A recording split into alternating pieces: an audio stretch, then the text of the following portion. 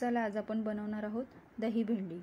दही भेंडीसाठी भेंडी बघा अशा मोठ्या मोठ्या चिरायच्या आहेत, त्याला उभा पण एक कट मारायचा आणि अशा मोठ्या आकाराचा चिरायचा। आता ते भेंडी आता आपण तेल गरम केलंय, तेलामध्ये घातलंय आणि आता ह्याच्यात आपण हळद घालणार आहोत आणि चवीपुरता मीठ घालायचे आणि ही भेंडी चांगली तेलामध्ये चांगली परतवून घ्यायची। हळद आणि मीठ घालून चांगली तेलामध्ये परतवून घ्यायचे, म्हणजे ह्याचा जो चिकटपणा असतो ना तो सगळा निघून जातो। तेलामध्ये परतवल्यामुळे सगळा चिकटपणा ह्याचा निघून जातो।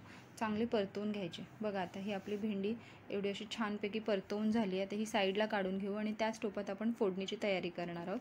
त्याच तेलामध्ये आता मी जिरं घातलंय आणि बारीक चिरलेलं लसूण घालायचं आहे, हिंग घालायचं आहे, एक सुकी लाल मिरची घातली आहे आणि बारीक चिरलेला कांदा घालायचा आहे। आता हा कांदा चांगला परतवून घ्यायचा आहे। आता कांदा चांगला परतवून घ्यायचा आहे। कांदा लाल होईपर्यंत आपण दह्याची तयारी करूया।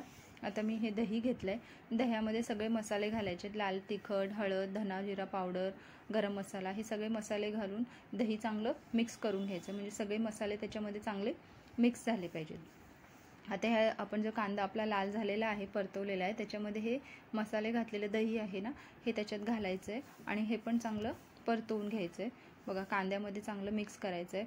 बघा कसा ह्याचा रंग बदलतो, असा हा रंग बदलला की आपली जी भेंडी परतवून ठेवलेली होती आपण तेलामध्ये ती ह्याच्यात घालायची मसाल्यामध्ये आणि हा पण मसाला चांगला परतवून घ्यायचा आहे, मिक्स करून घ्यायचा आहे, म्हणजे भेंडीला सगळा मसाला लागतो। आणि आता जे आपण दही ज्याच्यात बनवलेलं ना मसाल्याचं ते त्याच्यात थोडं पाणी घालून ते पाणी दह्यामध्ये घालायचं आणि चांगलं हा मिक्स करून घ्यायचं। तुम्हाला थोडं जास्त पाणी हवं असेल तर तुम्ही जास्तही घालू शकता।